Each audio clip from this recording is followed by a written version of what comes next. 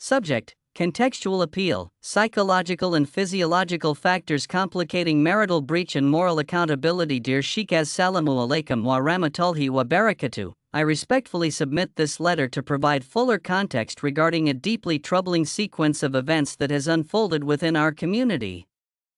I write not with the intention of exposing private details, but with the sincere aim of safeguarding the Ummah and restoring integrity, using both Islamic guidance and clinical awareness to frame the matter.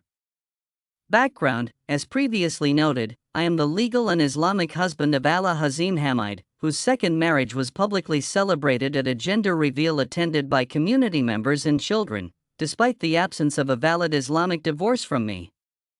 This raises not just legal or emotional concerns, but moral and theological ones. Complicating factors: clinical and behavioral context. Without violating any confidentiality or issuing unauthorized diagnoses, it is important to recognize that 1.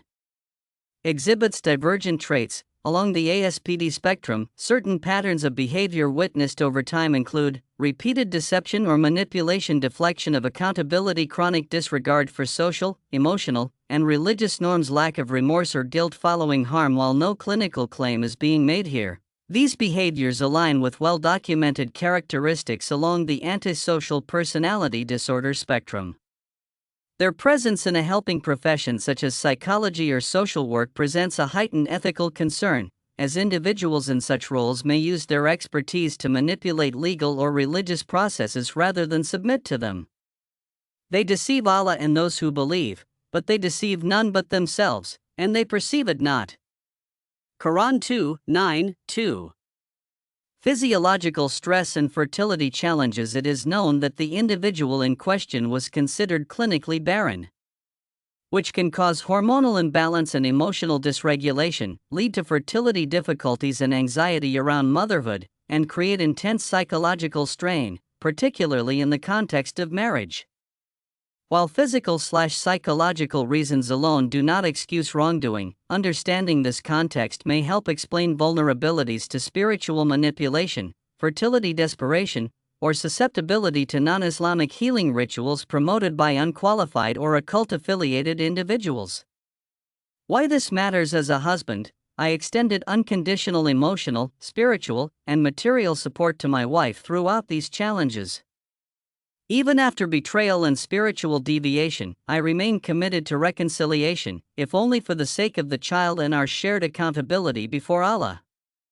However, the public nature of her actions, the participation of community figures in an invalid nikah, and the support of individuals openly affiliated with groups like the Satanic Temple raise concerns that go beyond private grievance.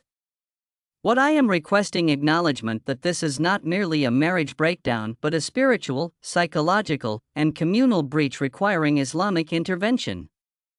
A formal review by a panel that understands both Islamic jurisprudence and mental health frameworks. Guidance for how to proceed when public moral harm intersects with private emotional trauma. Final reflection: this is not a request for revenge. It is a plea for wisdom, justice, and protection of the Ummah. Let there arise from among you a group inviting to all that is good, enjoining what is right, and forbidding what is wrong. It is they who will be successful. Quran 3:104. If reconciliation is still possible spiritually, emotionally, and communally, I am ready. If not, I ask only that the truth be clarified, public harm be addressed, and the soul of our community not be sacrificed to silence. Wassalamu alaikum wa rahmatullahi wa barakatuh. Hamza.